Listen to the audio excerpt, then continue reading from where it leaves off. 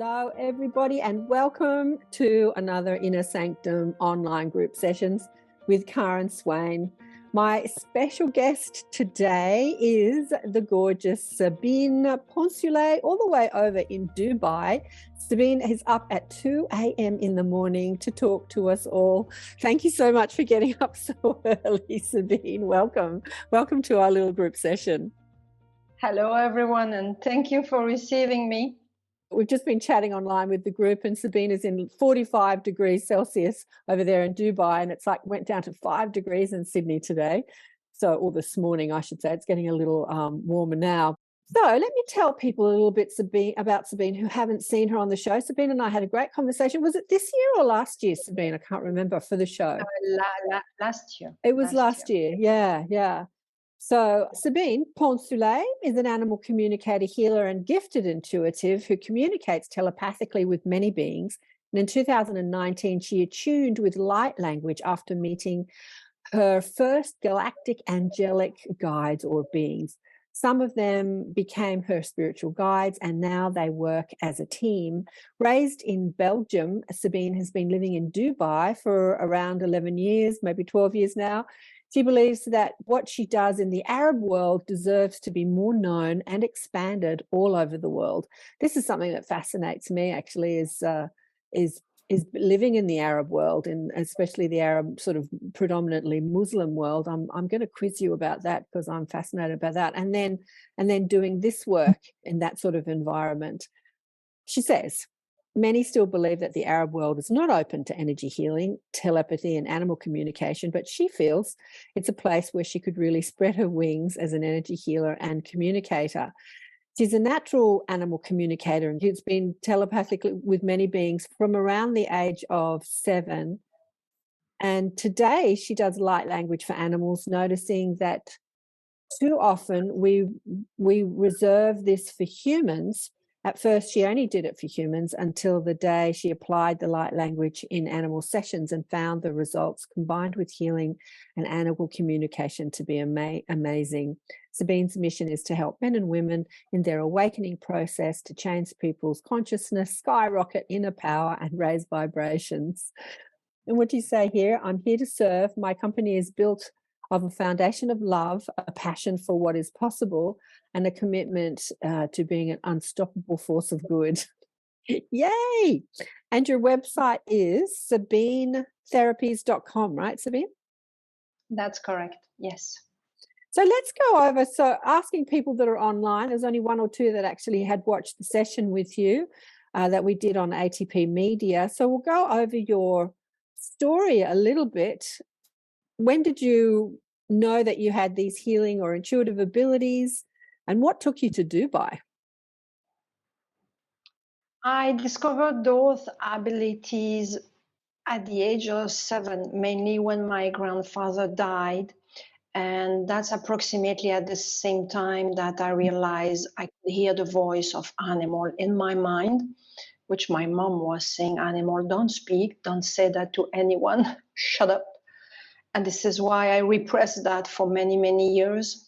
I was doing in my secret world, including for seeing people who passed away, because after my grandfather passed away, he was coming to see me every night near to my bed, because my parents divorced. I was 5, then my mom met someone, and was not my father. I felt a bit rejected and jealous, and he came to reassure me, because I was crying one night, and that's how all started. And I started to see many people like him on the other side, and I could feel the pain of others, but I thought it was normal for me. And it made me, to be honest with you, very uncomfortable for many, many years. We called this being an empath, which I didn't know the word at that time. I discovered I was an adult, but all my childhood and teenager time, I could feel the pain of others on many different levels in my body. And I remember it's mainly around the age of 14, 15 years old. One day, my friend was not feeling good, and I did that on her.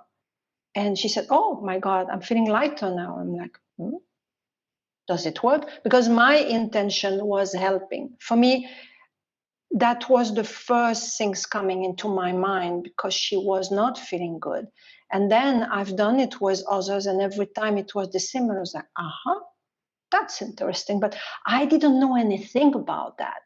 It's much, much, much later that I discovered the meaning, and that people told me, yes, you have those capacities, etc., etc., which was interesting because that's the moment I learned. But I was not really believing in it somehow, because the fact that I shut down speaking with animal, that part of me was shut down too.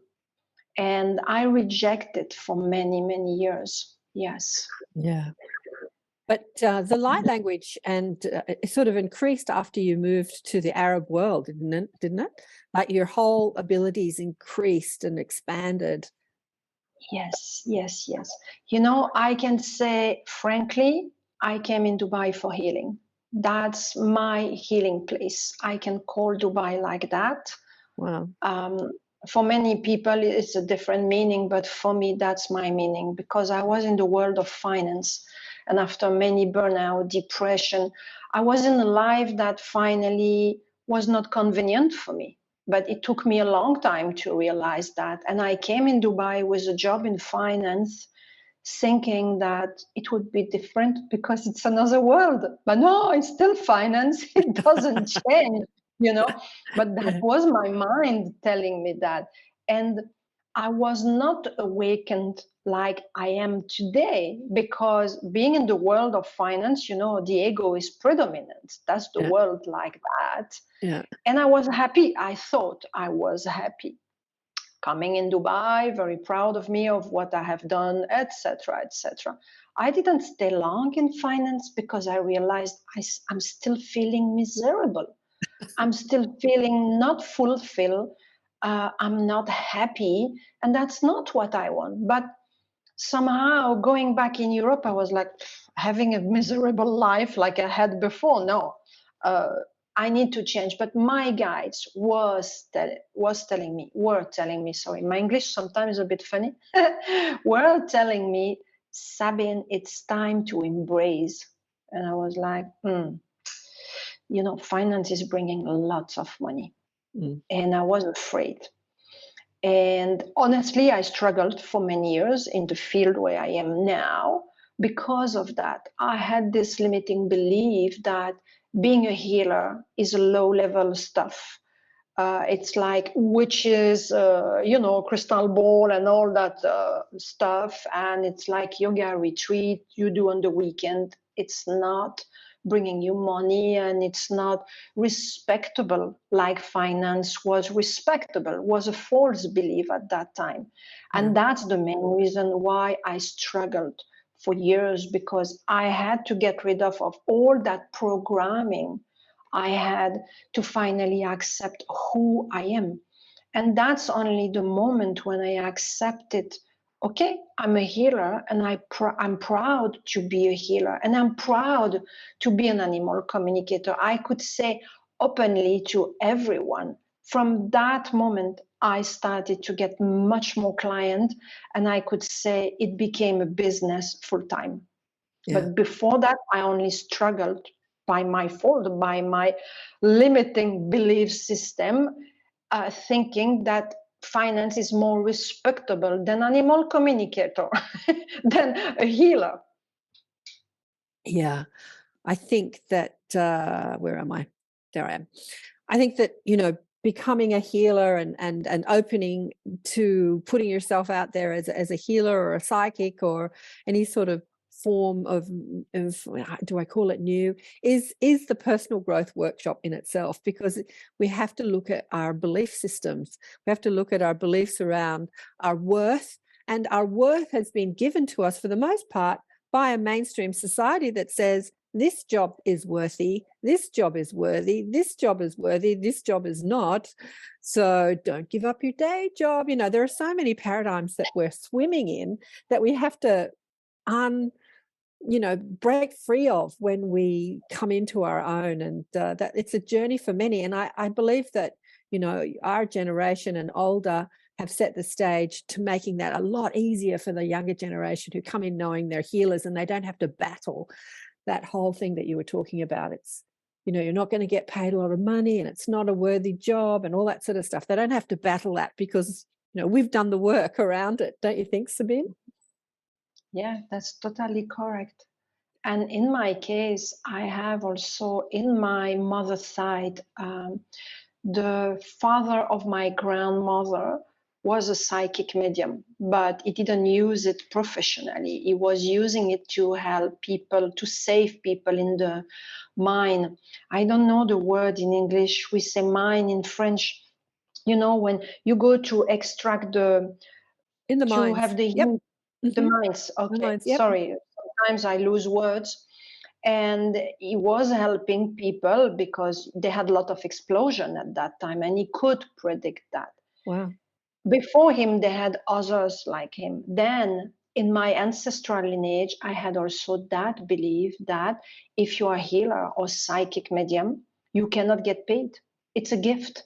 You can't get paid. Then I had also to work on my ancestral lineage to be able to establish myself here in Dubai full time and get paid, and accepting the fact that it's normal to get paid, like my job in finance. That was quite a long journey for me in terms of accepting who I am. This is why I said Dubai is really my healing place.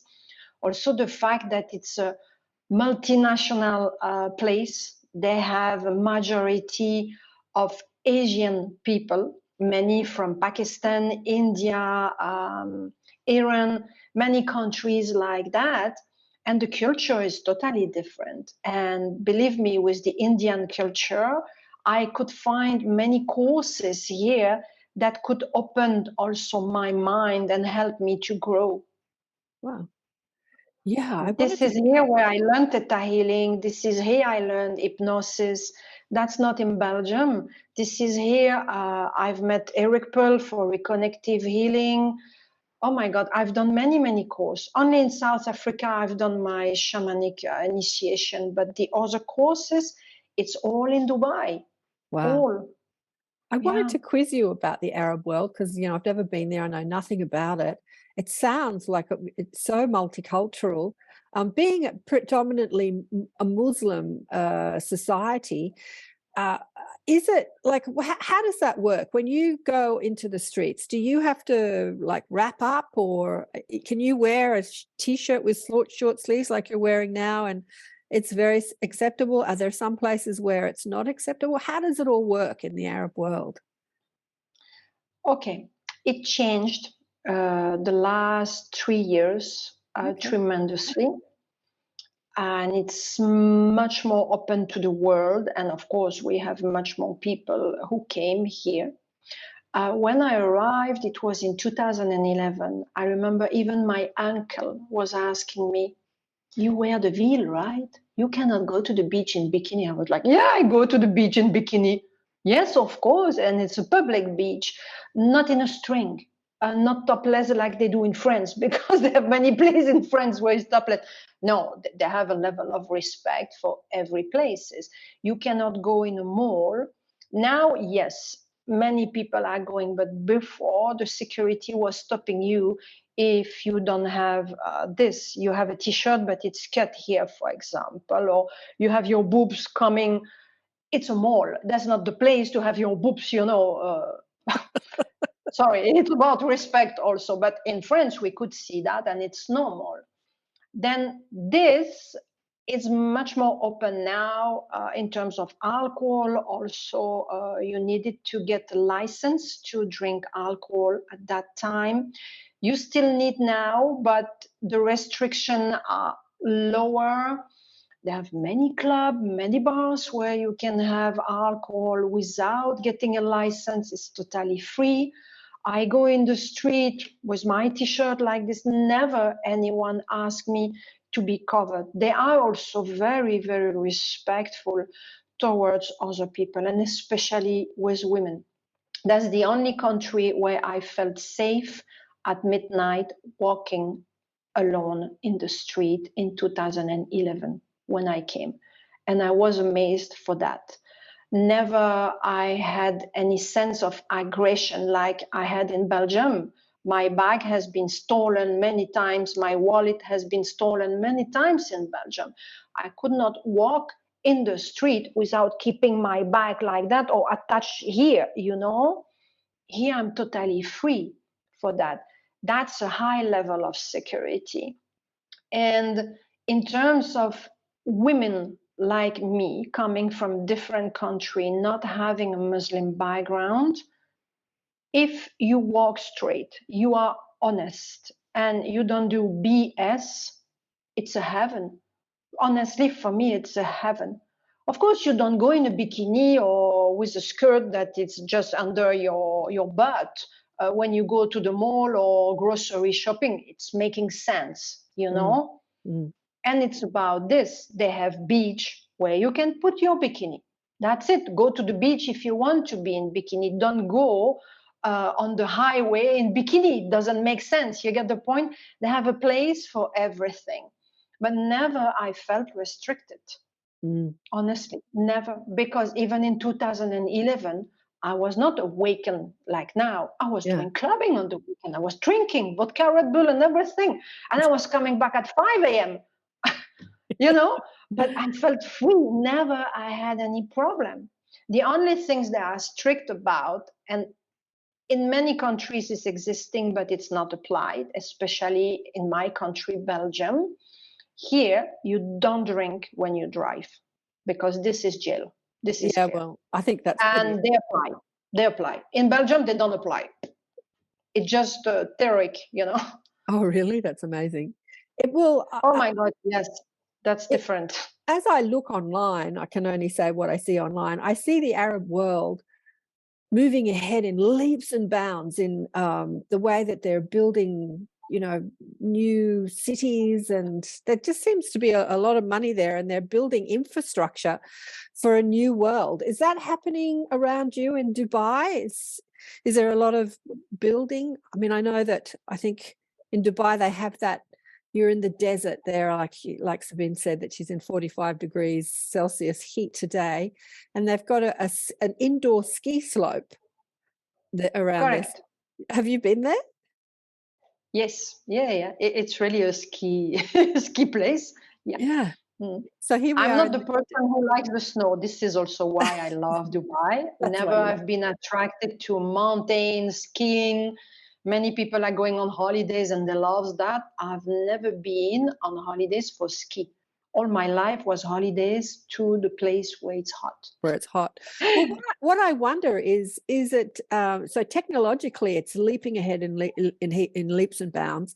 Is it also leaping ahead consciously? That's what I wonder. Like, so you're in the conscious community, somebody that's putting yourself out there as a healer and a telepath and an animal communicator. Is there a big group of people that, you know, do you see that happening more and more in the Arab world?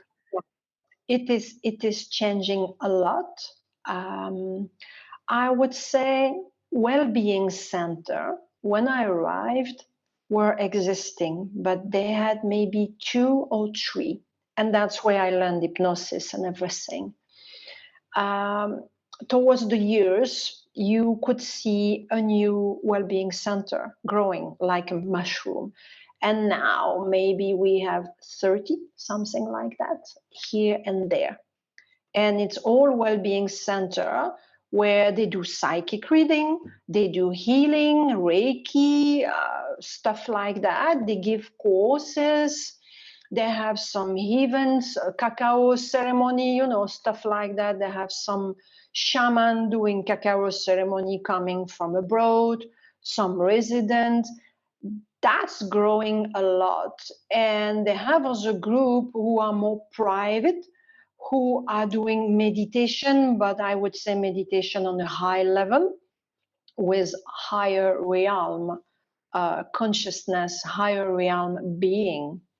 In terms of light language, I think they have few people practicing officially. And I decided, by the way, to teach that, because I started with animal communication in 2014, was my first class into an hotel. I got 7 people, which was amazing at that time. Yeah. Because it was the beginning of everything. And this year, 11th of June, I started to teach light language online.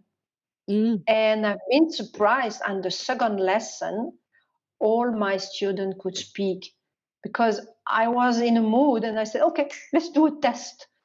If they are not okay, it's too early. We have course until 30th of June. We meet 1 or 2 times a week. So let's see. Oh my God, they could speak. Just to tell you how the consciousness changed. They could speak easily. I was launching, say, okay, go ahead now. And they were answering. And I'm like, oh, okay, good, nice.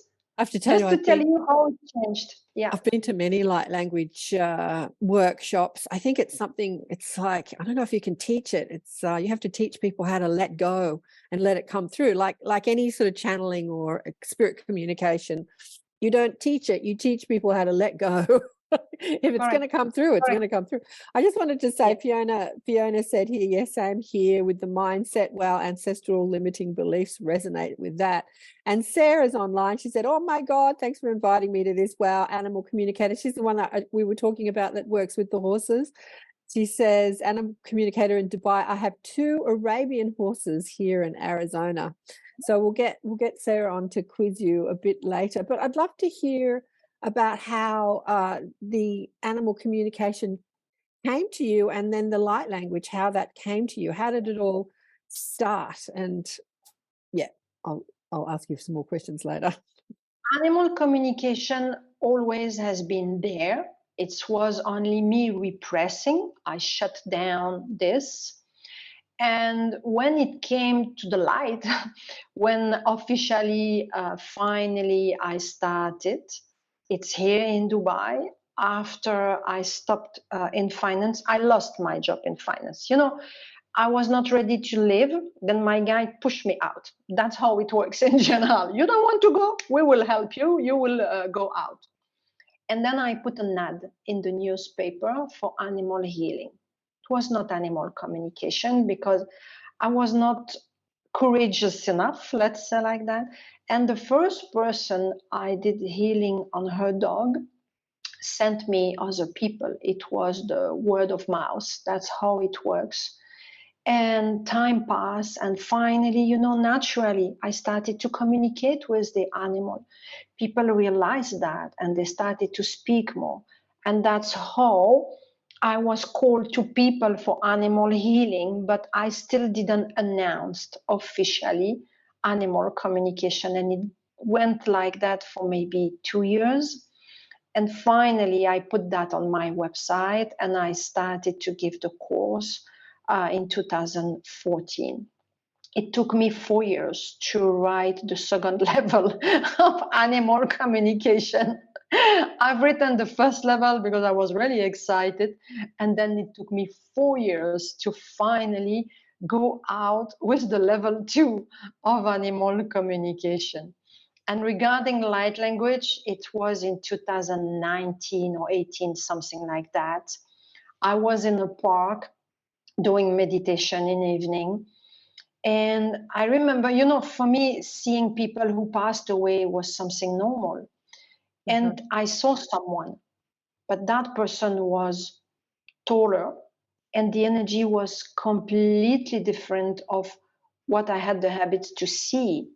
Then I asked him, I said, that's weird because you look human, but I don't think you are. I don't know, I'm confused. Say, who are you or what are you? Because he had all the attributes of a human being, but different. I could not explain. That was my very first time. Oh, I see, I disappeared on the camera, which is really funny when I'm speaking about this. Anyway, I asked him, who are you, etc. And he said to me, I'm a Lemurian. And I didn't know what a Lemurian, did you say? Lemurian. Yes, yes, Lemurian. yes. with a Belgian accent. I love that. Well, French accent. Lemurian. He said he's and he looked like a human, but he looked like a ghost, right? Yes, somehow, yes. Oh the joys of a live show. You see us warts and all. Has anyone, while we're waiting for Sabine to get her camera plugged in, has anyone got any questions? Pop them in the chat because I can't see everybody all at once. How many people here speak light language? Just pop it in the chat. Yes, no. I know Fiona, you said that you do speak light language. Kristen, have you you've done some light language courses, haven't you? Anybody else? What about you, Sherry? Do you speak it? What about you, Diane? Have you tried light language? I think that sometimes I do with my hands, not with my voice, but with my hands. Yes. Yeah.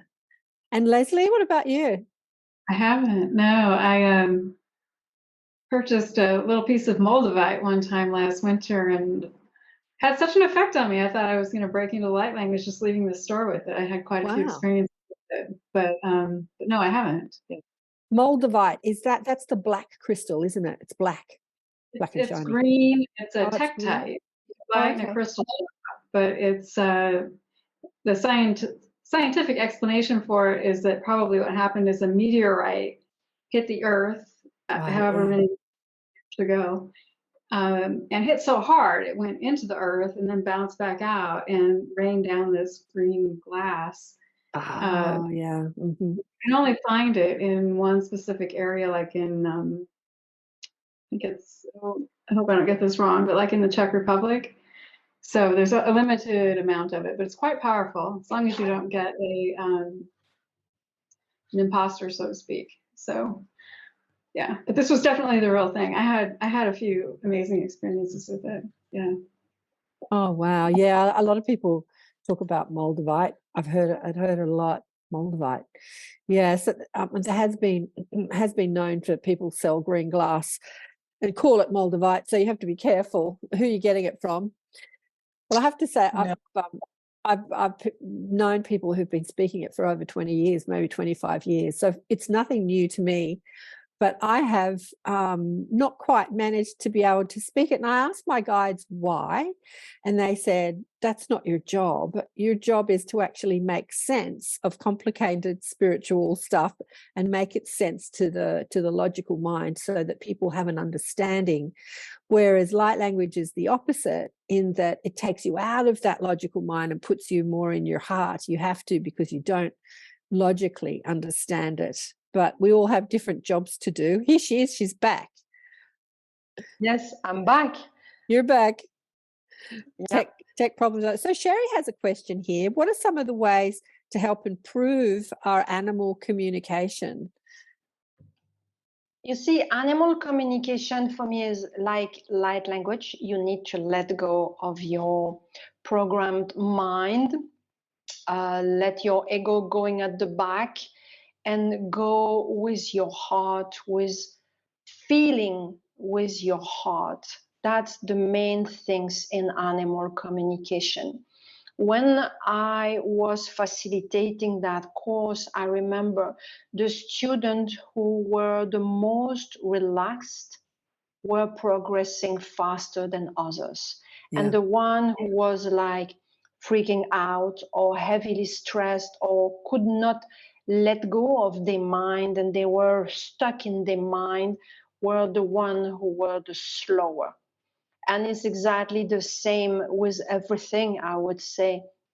And this is why we started with relaxation all the time before being able to open your senses, because it's there. You know, when you was right when I said I'm teaching light language, I'm much more doing healing than anything else to open the throat and the heart.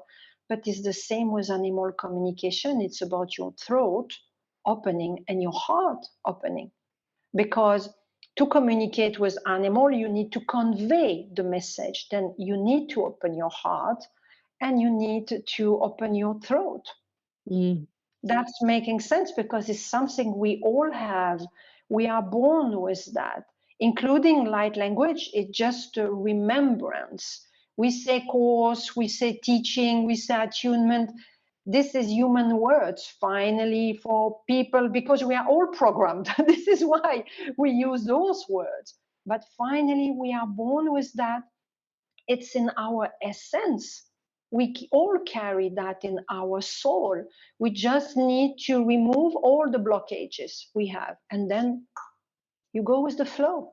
Yeah, I think that with animal communication, we're talking, to them with our words, but we're throwing energy at them. We're doing this with people too. We're speaking like you and I are speaking with words, but we're actually in an energy exchange, and the animals understand that energy, but we don't actually know what we're doing. Do you know what I revisited the other day? The Celestine Prophecy. Who's seen the Celestine Prophecy or read the book? It actually talks about how when we're communicating with people, how we're throwing energy at people.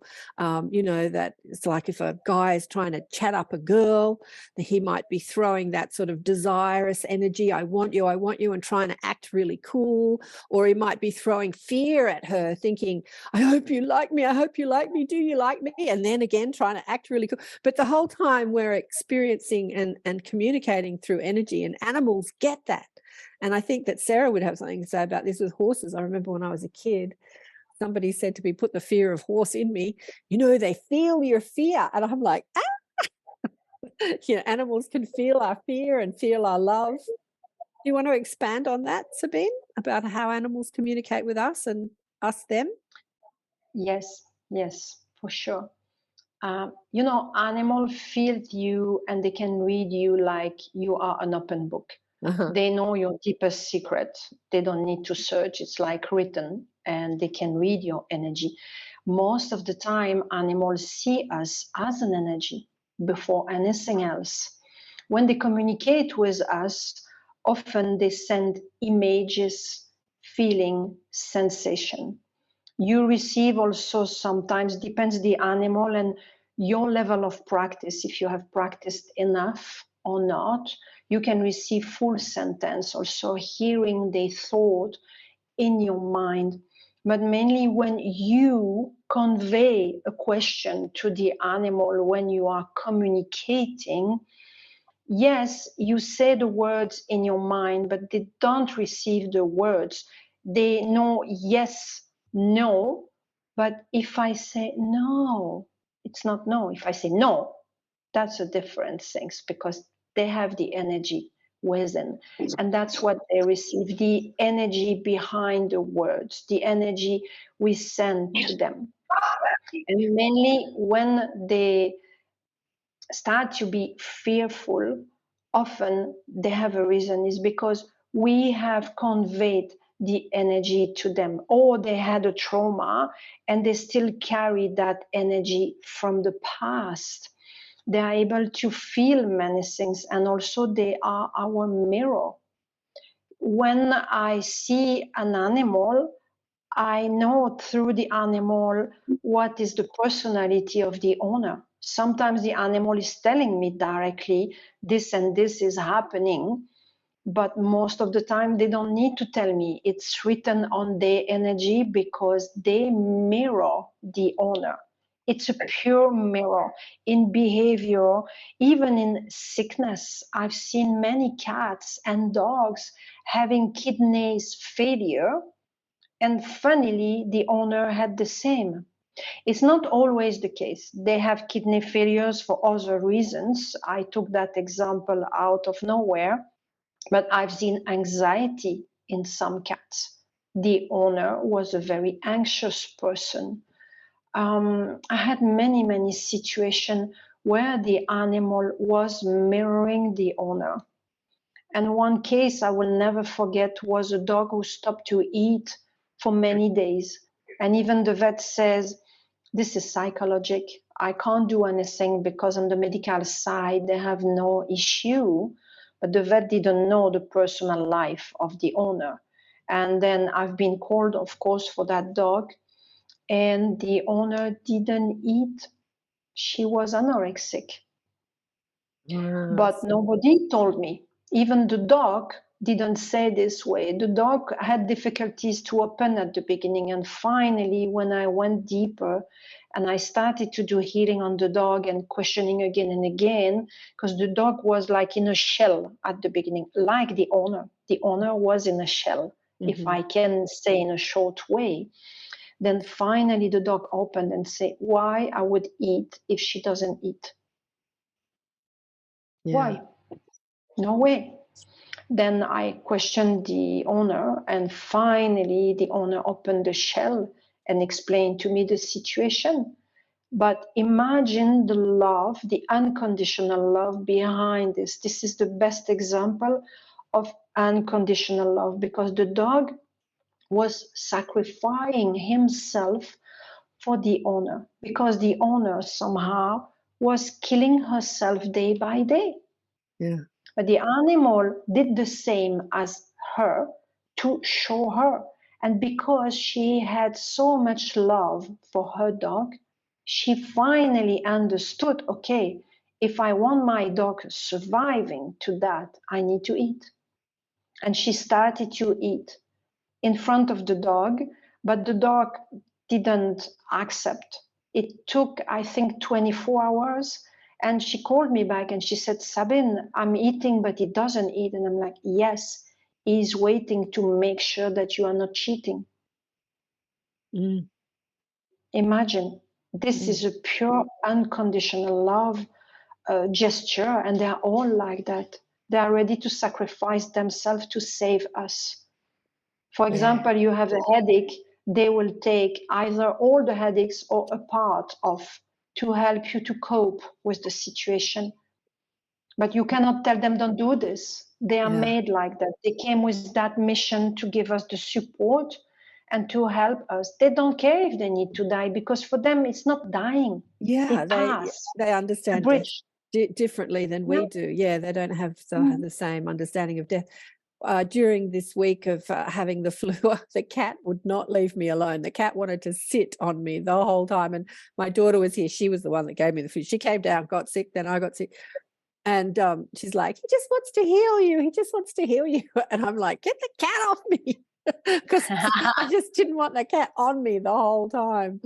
And Eris says my dog absolutely reflects what's going on with me. Anxiety, everything. We are soulmates, she said. Yeah, animals they're really beautiful. You know, I've heard and seen with somebody's animal that an animal will take on the disease for their owner, so that the owner doesn't have to exhibit the disease.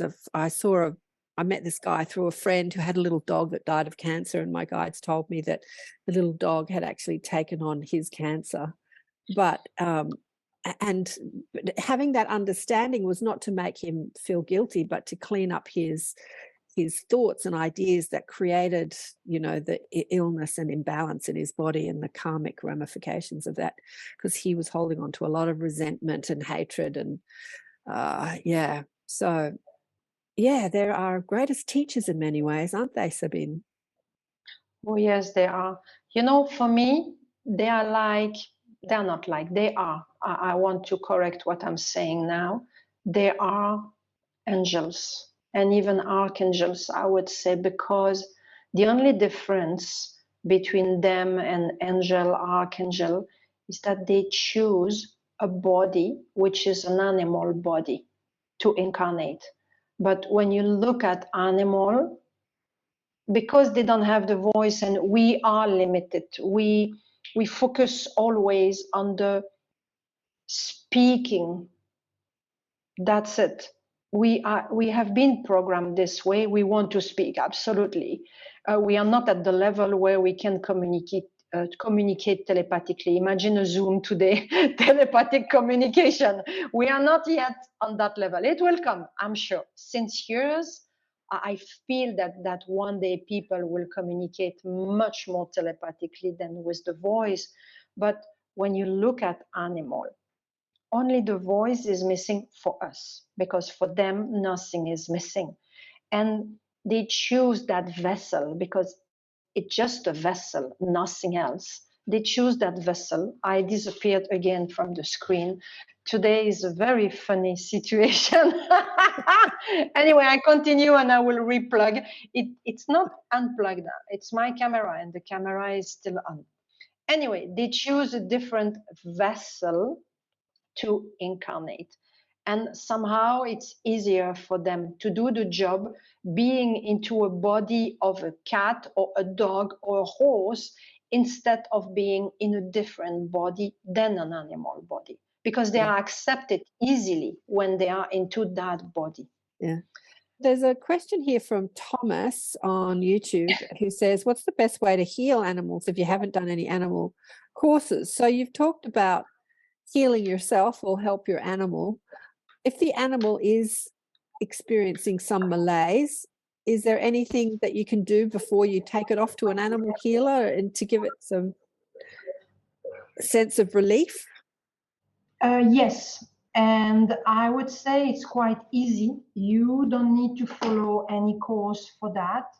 You just have to close your eyes and you visualize your animal in a ball of light. Mm-hmm. And you imagine that the light is feeding the animal and pushing out everything that is heavy. Any pain, any suffering, this is the best tool and it's working. Yeah. It's working because of your own intention, your own love. You can even visualize that you connect yourself from the source. Imagine the light coming from your crown chakra, passing through your head, going directly into your heart, and you fill your heart with it. You expand your heart with the light, and you become the light. And then you spread the light to your animal from your heart. The light you receive from the source, you spread it from your heart towards the animal. And you get an image inside your mind of the animal being in full shape, being back in a perfect state of health. Mm-hmm. And you surround the animal with light. This is the best tool I know. Yeah, it's the best tool for healing for both animals and people. It's what I do constantly with people. I did it the other day. So the other day I said something that pissed off my daughter and then she wouldn't speak to me before she went out. I said, are you upset with me? And she's like stomping around the house, not speaking. And then I was doing some work and she went out and I was feeling really sad. Something about having the flu makes, you were talking about being an empath, Sabine. It's like having this flu has made my empathic ability so heightened. Like it's like I feel so sensitive. It's so weird. So even just dropping my vibration a bit by worrying about my daughter being upset, it sort of feels like death to me. It's like it feels so bad. So I'm trying to make her feel better and make me feel better.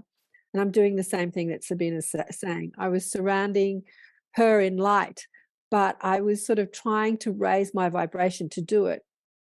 Because when you're thinking about someone in a way, you have to change the way you think about them. So I'm thinking about her being upset, and then I'm trying to visualize her being surrounded in light. But the upset vision is more dominant in my vibration, right? It's more dominant.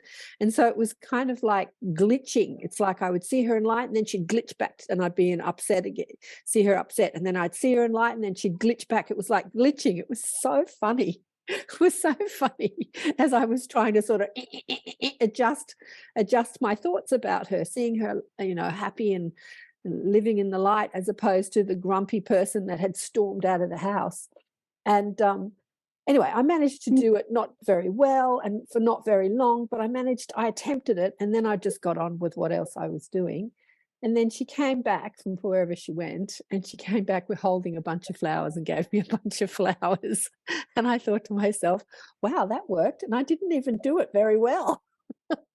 But surrounding her in light had completely changed her mood. And then she'd sort of thought about how being upset with me was probably not a great idea. And she bought me flowers. And I thought, oh, that was so nice.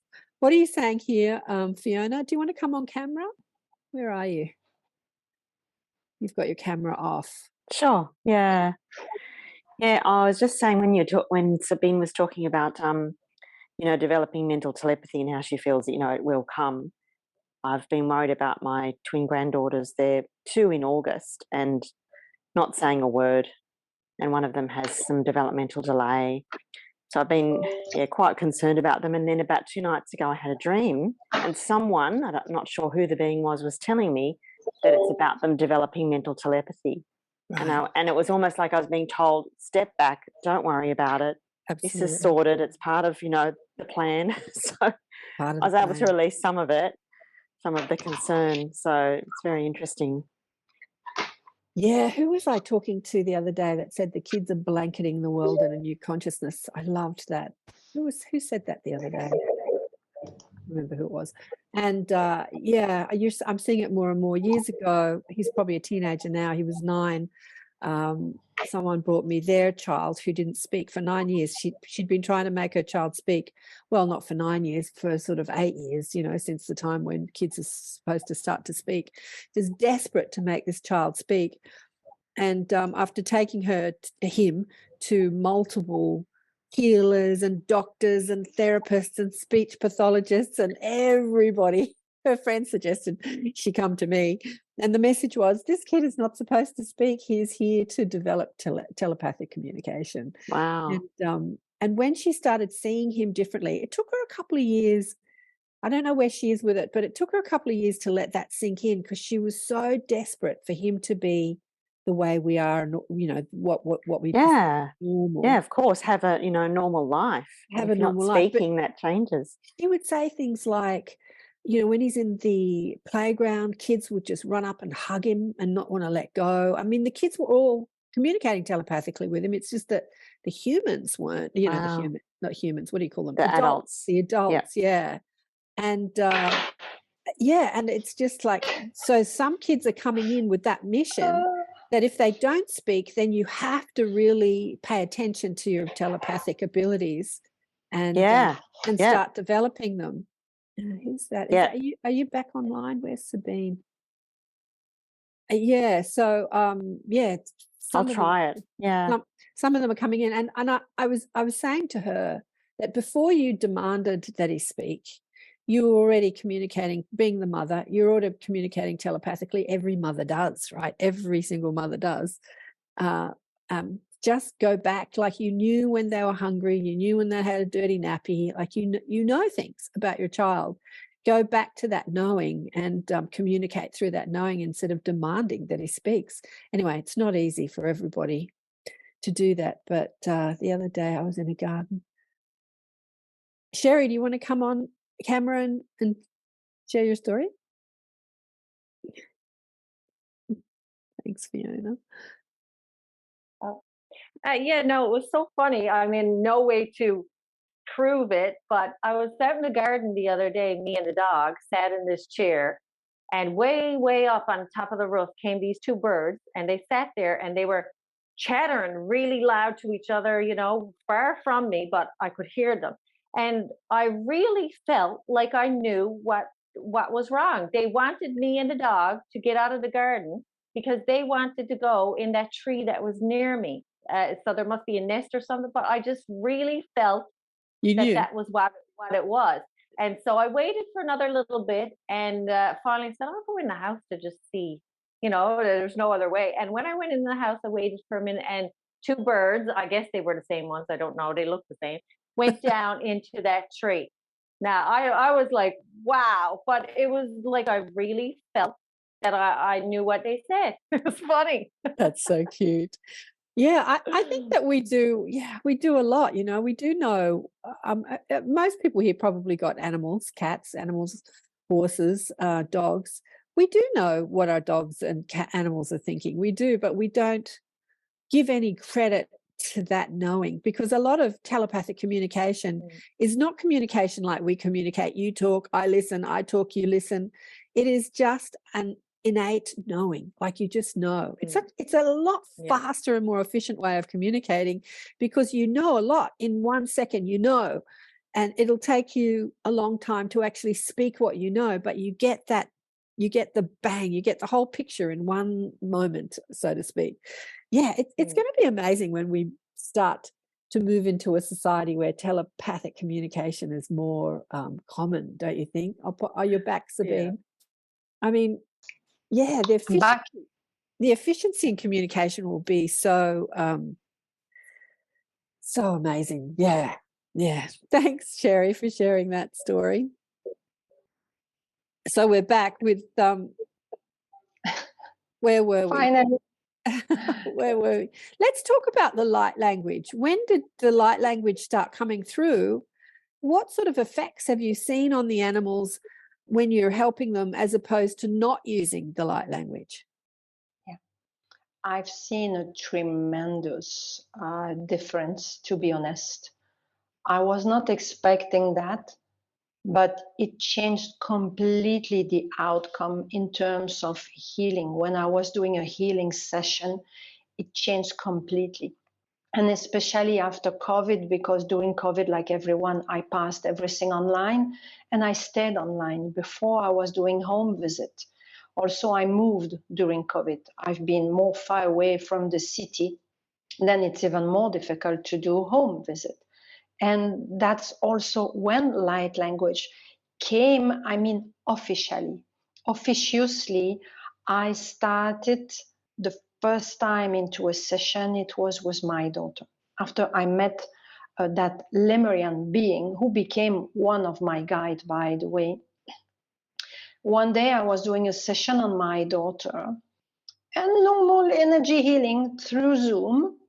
And all of a sudden, light language came.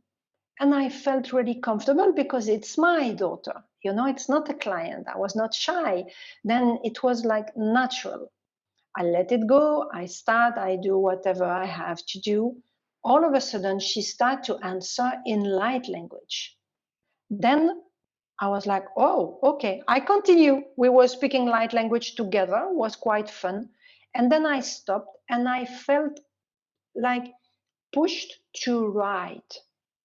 I took a notebook and I started to write in light language for the first time what she was saying. And after she finished, she said, Mom, why did you stop? It was fun. You know, I liked it. And I really felt the energy. It was amazing. And I looked at her and I did that. Say, look, while you were speaking, I was writing. And I think, if I'm not mistaken, what I have written is what you said. And she said, show me. And I did that. And she looked at it. Oh, yeah, ta, ta, ta, ta, ta, ta, ta. And I'm like, what? You know what it means? She said, yeah, because I just said. I'm like, okay. And that's how things started to become, let's say, more official, that someone knew I do. And later on, it was with a male client. I felt comfortable. It's a regular client. And I felt he was ready also to receive. My biggest fear was being judged. And I think that's the fear of everyone when you speak light language, because if you listen with your brain, it's look like gibberish. It's something you need to feel. You need to listen with your heart to really understand the deep meaning of that. Then I started with him and I felt comfortable. And slowly I started with animal on the camera. And I've noticed that animal was shifting much faster. And even people, they were shifting much faster. That person, my male client, told me, Sabine, that session was totally different than what we have done together before. And I want that all the time. And I'm like, okay, fine. That's a tremendous change. And every time now, I have some cases where I don't do light language, but it's very rare. Most of the time when I work on animal on Zoom, light language is coming at some point. Can come at the middle of the session or the beginning or the end. They have no orders. It's like, I feel like a push and it just comes. It's coming out. So yeah. You speak it verbally. You're not just doing it telepathically. You're actually speaking it verbally, the light language. Yes. Yeah. And what do you think? Why do you think it's making a difference? What do you think's happening? I think it's making a difference because it's passing the brain barrier for everyone, for me and for the person. because we have to be honest. When I do healing, the person is watching me. They don't watch the animal. They watch the animal a bit, but they watch me more. And some people have an energy that is not always easy for me to handle. I mean, to hold the space. Even if I prepare myself, I can do whatever I want. I have people who are like this. And I see them on the camera. You get the point, because they are near to the dog or the cat or the horse, whatever, and they're like that. Depends the energy they carry, but if it's some people who are frustrated by their job, they have repressed anger or many heavy emotion inside them, I feel it directly because I'm very sensitive. Then it could make me sometimes uncomfortable. Even if I try to do abstraction of that, you still feel it coming to you. They send you an energy, even they don't realize. With light language, it's like removing everything, because the person most of the time doesn't expect to hear the light language. And then they don't focus on you, they focus on what is going on in the space. And in my side, I've noticed when I do light language, it's like Sabine disappear somehow. I'm still there, but I'm not there at the same time. And I've noticed my voice, because I learned also to listen myself after, because I recorded some light language I have channeled that I put on my website also. My voice is a bit different. The intonation, the tone of my voice is not the same. And through light language, I've noticed I go through different tone, because sometimes I channel my own light language, can be the light language of the animal, can be the light language of different beings coming through the session, can be 1, 2, 3 beings sometimes, depend which work we do. Then it's removing all the barriers for the people and also for me. It's making easier, because I can make some distance. When I do energy healing, even if I have my eyes closed, I need to see where I am. Otherwise, I found myself there sometimes. Then I need to come back and I need to open my eyes at some point. Yeah, that's completely different. I don't have yet all the words to explain that on a human level, but I can say the power is into the light language. It's embedded with energy. It's a healing energy somehow, and it's embedded with code and geometry. That's, I can't go in detail, because for me it's a feeling. Yeah, beautiful. Beautiful. Has anyone got any questions? Thank you, Sabine, for the conversation. I've been using it for the last 12 years. Do you want to come on, Fiona, do you want to chat to Sabine about that? Where are you? Come on camera. Yeah, hi. I just wanted to thank you, Sabine, because I'm just so resonating with everything that you're saying. And I've been using the light language for over 20 years, but really repressed it because when I start to speak it, the sounding and the toning, it can sometimes get really loud. And I've always been like a fairly quiet person. So it's like this huge energy comes through. And it's only been in the last 12 months that I've started to use it in one-on-one sessions with people. And in the last 6 months with small and large groups. And even just on Friday night, I had a small group of about 7 people. And I went around doing a sound bath, and I went around and individually did the light language. It was also different over each person. And I was, I really feel like I'm stepping more out to do it. So hearing you speaking like this, it's really giving me more confidence and belief in myself. So thank you for that. And I feel that there's, you know, there's pathways being created by people such as yourself and others who are doing this more and opening it up to be more available. Yeah, thank you. That's great. 20 years, my goodness. Wow. Yeah, 2001 That's it got something. activated, and I was just in shock. I'm like, what is this? It was really bizarre. But Yes. yeah, just having more confidence and also doing it in natural environments. Like I really want to do that more, out in the bush with the trees, and I think it can impact, the grid lines and all sorts of. There's so much potential with this. This, as you say, it's a healing energy. Yeah. Yeah. Wow. Amazing. Thank you. Beautiful. Thanks, Fiona. Do you want to do some light language for us now? I think I asked you this question last time. You gave us a beautiful message from the animals. I said, what are the animals when they're not communicating about their personal issues and the personal issues of their owners? What are the animals saying to humanity? What is their message? You gave a beautiful on the show.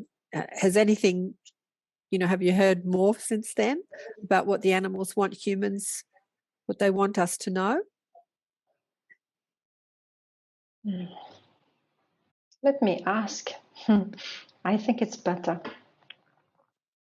Because they have many things they want us to know, but now I'm asking if they have a specific message. I think everyone knows they are here to give us unconditional love. And for many people who never received love also, they can experience the love for the first time, the real love through an animal. And I hear that very, very often. After COVID, many people started to have dogs, cats more than before. And I've noticed also people are much closer to animal because, it's like you're confident. You don't feel judged. That's the most important things. And I think they teach us also, do not judge, to live in the present moment, to love unconditionally, and to be passionate and forgive. Because when you live in the present moment, you don't have any attachment in the past because they don't have those luggage like we have. When you observe them, you grow tremendously.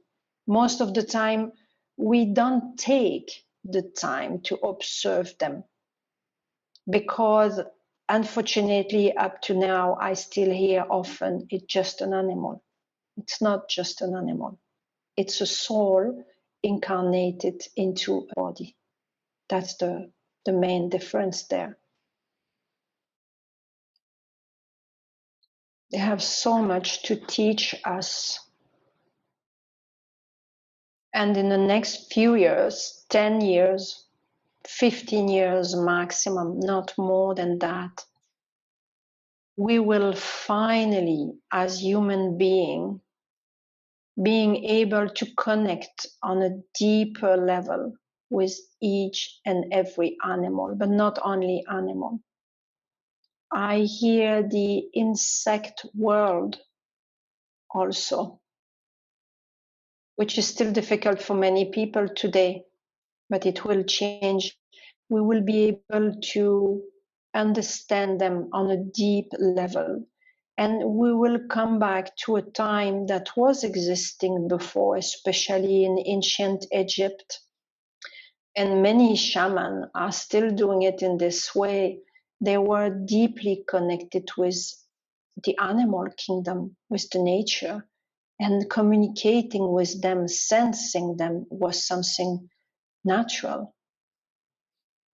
What is happening today that most of the time we can't communicate with them because we are blocked in our mind is just the programming we have since aeon, I would say. I'm asking now for a light language to be channeled for each and everyone here, for the people watching.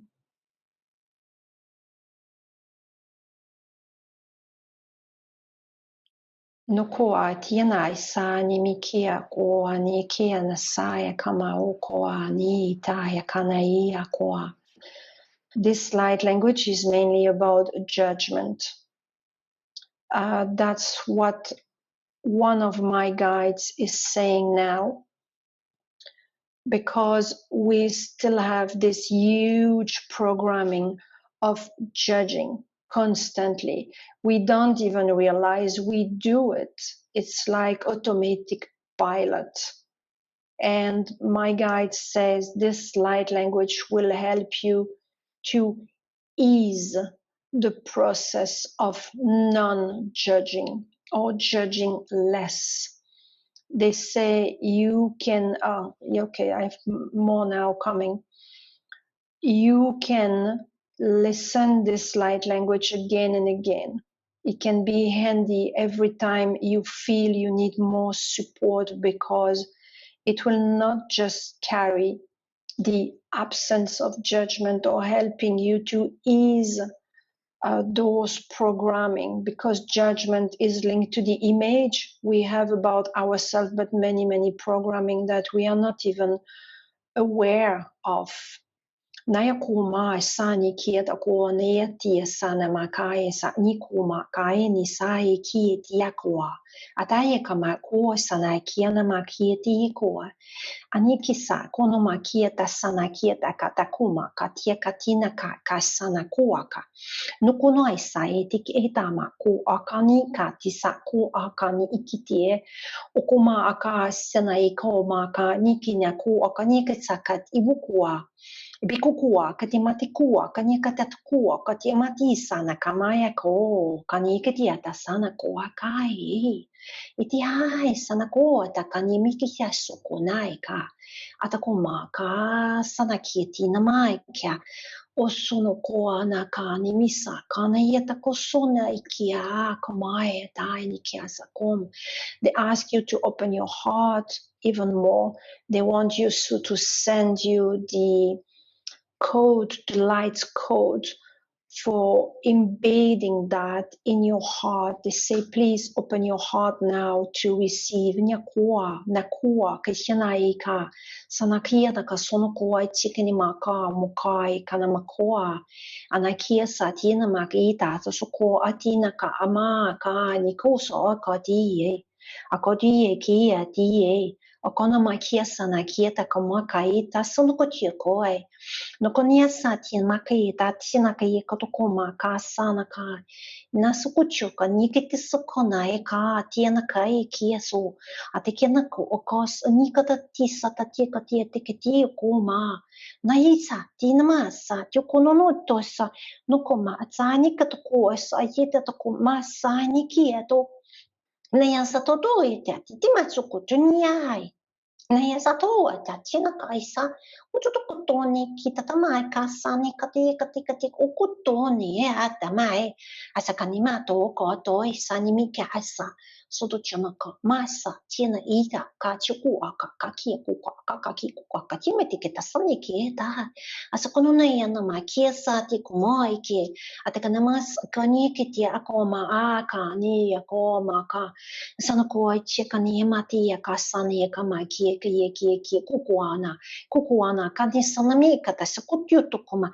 sanyeta tasokoni nemika sanyeka tisa tukono maika osoknita ba atsana kuka cheka dieta saita hatsutuka tukuma kita kata ine katsuku kaini katisku kaka siku kushkua ka cheka tisana kieta sakatida sukuta kata ikana kata ikatu kani matka hisai kati katoka nika kati tukuma takani kuka maka ko ka ka kanya makai kasa kati kutuko ake atako kati kutuko kati kadon kusa ni kata kisa ko kati na maki kiti kuto soni ikata ko sa takato ka chiti sai ni ki etasu ko ni ka tate kata takato nai saki ko kachikana ika oso tiane ki so chati kutuni ko sa cheta soto tieta ni sato soni chitsuk sani kusua ta na me ko zuata zono kutsa te batsai kini zubuzai ki zubud zamaga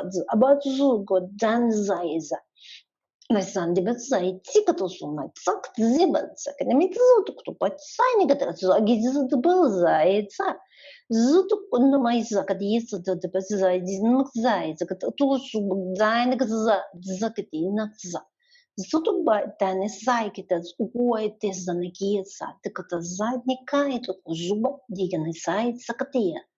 Закатия на максу като година сайт, ексото зай, та зай никита. Озутук бат сатизида бат да за не зай, кет гуду зай не мигите катай, гуду бай, кете тамани зай, ката то така ти згондай тя като бай ста кати гуа кати кати тако мак зба зай за гото гуз зай като зум зай зай за на кой зай ките като като бай за диза като бай зай ките като май сай като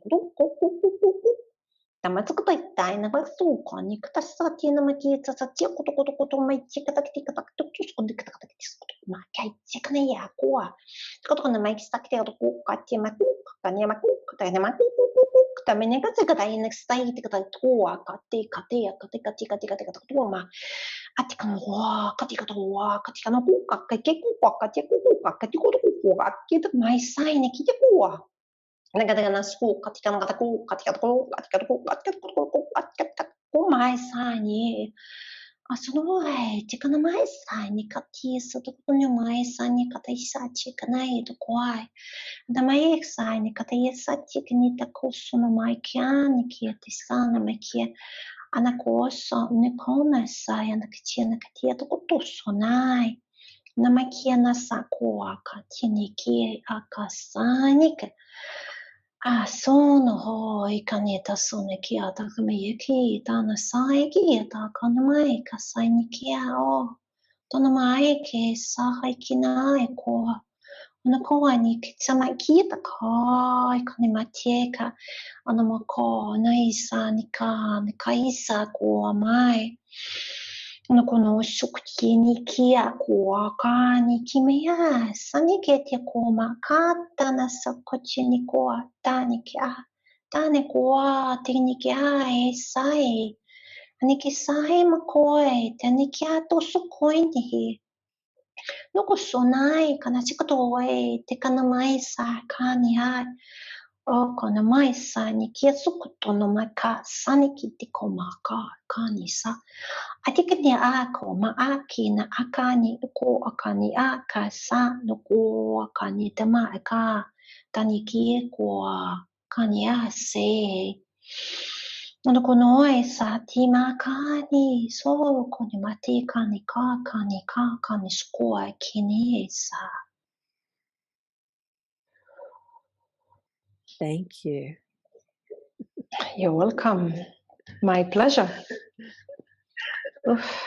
Wow, it sort of shifted and changed. Started, yeah, like I don't know, it was bizarre. Like it was like there were many different groups speaking. Correct. Yeah, correct. Yeah. Yeah. So it started with one group and then it shifted to like it's almost like another dialect or another message from another group. Yeah, it was interesting. Yeah. I was seeing visions. When you first started, I was seeing visions of the people that were sending the transmission. Absolutely beautiful. It reminded me of this art that I see on Instagram. This woman does this digital art of these Star Nation beings, and I saw that, and then it shifted to like an archangelic energy. I felt like I was seeing these archangelic beings. And and then more people came. Yeah, it was amazing. Yes. Today was really something, and I felt myself the energy. This is why after I say, oh. And Leslie says the language and the messages feel so soft. So it was feeling really soft. Who else was experiencing? Marianne, what about you? What were you experiencing during all that? I felt like really relaxed, like really peaceful. Yeah. Did you see any visions or did you receive a message? No. Yeah. No. Sabine, so what is your feeling? Do dogs and cats and horses and animals, do they reincarnate? Yes, they do. They reincarnate. And I have two sides of it. First side is animal telling me. Sometimes I have animal telling me I will do this in my next life and I will do that. I had the stallion horse who was at the end of his life explaining to the owner, you know, I will arrive at that stage and I know for you it will be more comfortable to put me on sleep, and I'm totally okay with that. And I want to tell you that my next life, I will not do this. I want to be a mare and I want to do my job as a part of the breeding. She has been shocked, of course, because it's not always accepted easily. And the horse said, my next life is about being at the service in a different way. Because even I'm doing this, being a part of the breeding and constantly having babies, for me, it's a mission. It's participating and teaching human about something that you can't comprehend now. I had other animals speaking about their past life. And I had also two clients of mine while I was doing a transpersonal regression therapy for an issue that my client had. The dog came in the session out of nowhere. And the dog was answering some of her questions she had. It's already a light worker, I have to be honest, and for her it was quite easy to go in many different ways in the same session. And then the dog said, listen, I've not been always that fluffy dog you know today. I've been this, I've been that. And that dog said, which surprised me, because you see, even me, I realized that they say, wow, you still have limiting belief. Because I thought that cats stays in the realm of cat. Dogs stay in the realm of dogs, and horse stay whatever. No, that dog said, I've been a horse.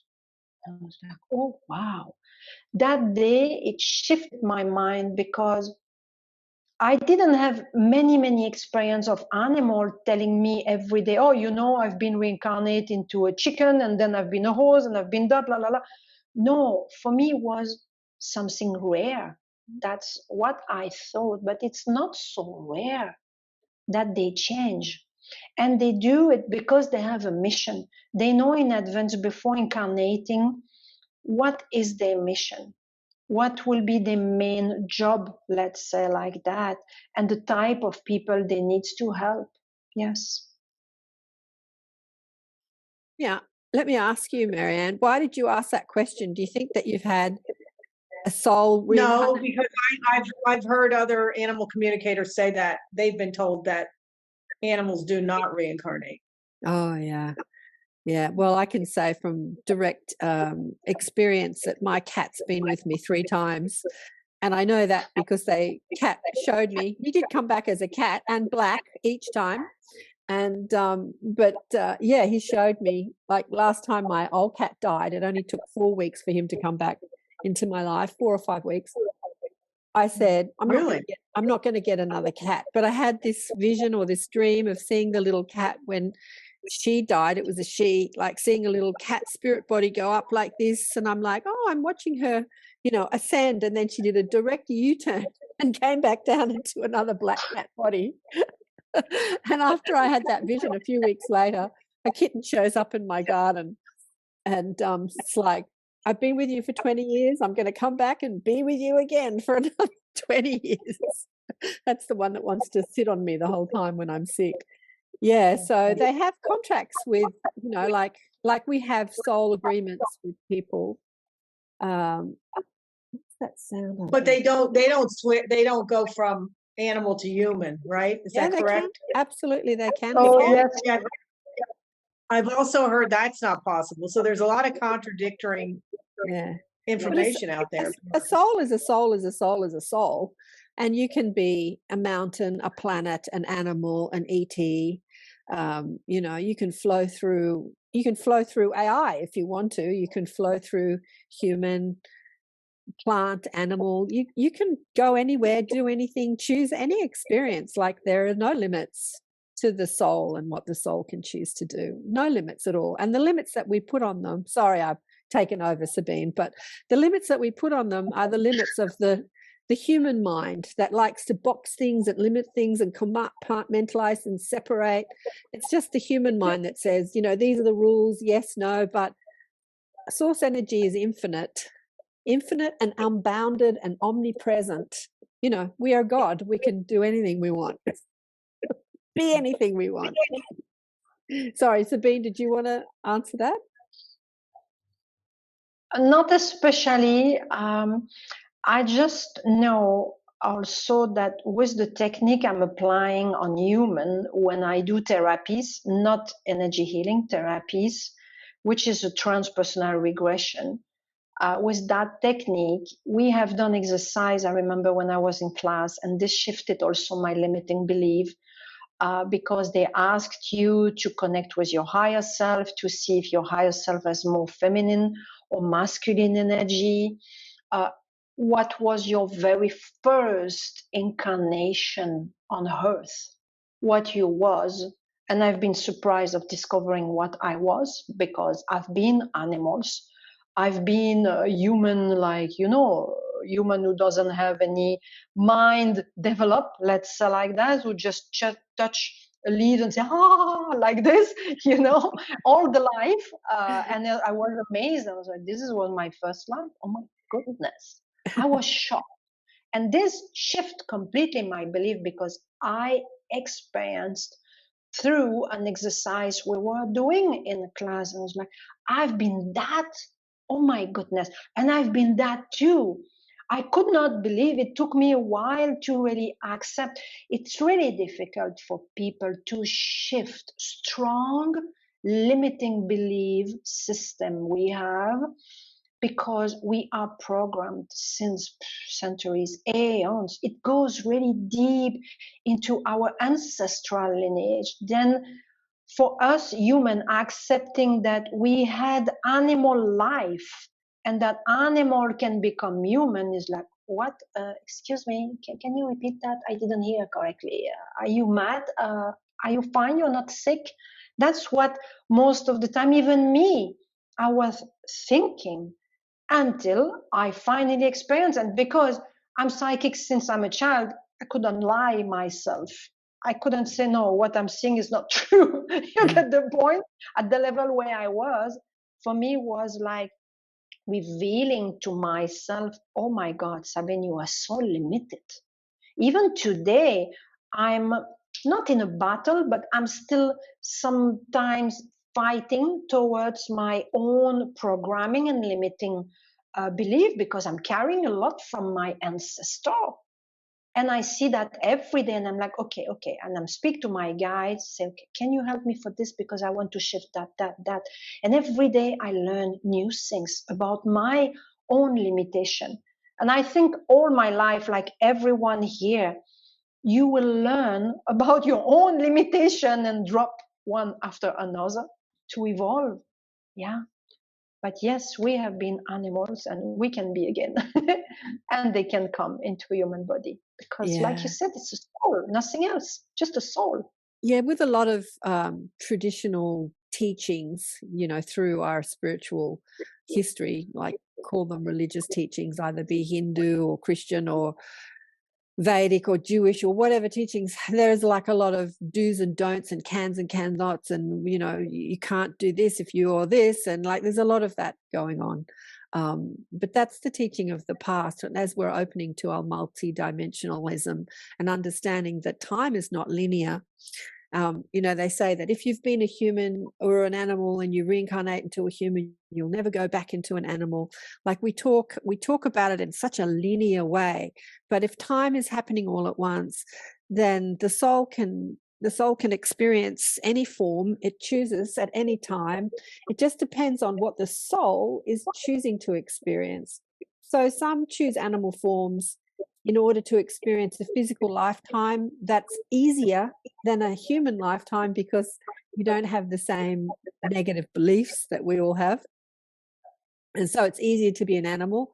And then some people choose animal lives that are really hard you know, like imagine if you're a battery hen or a calf tied up in a cage, because that's what the soul is wishing to experience. And then some master souls come back as animals in order to help their human counterpart and be there as guidance in an animal form. So you can have not masterful souls. When I say masterful, every soul is masterful, but masterful in experiencing the earth plane. Some have been here many times, some have been here a short amount of time. So there are no rules and regulations. There's just, what are you choosing? What is the intention? What is the agreement with the soul and the people that they're incarnating with?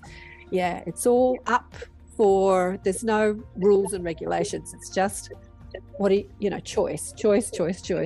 But we're going to leave at the live stream here, and then we'll go just and have a little chat with the group online and do some Q&A. Thank you so much, Sabine, for chatting with us today on the live stream, sharing your stories. Was my pleasure. Thank you for receiving me. Thank you, everyone. We'll catch you next time on the live stream, and we're just going to go and have a chat with the group online now. So thanks for everyone for listening. Bye.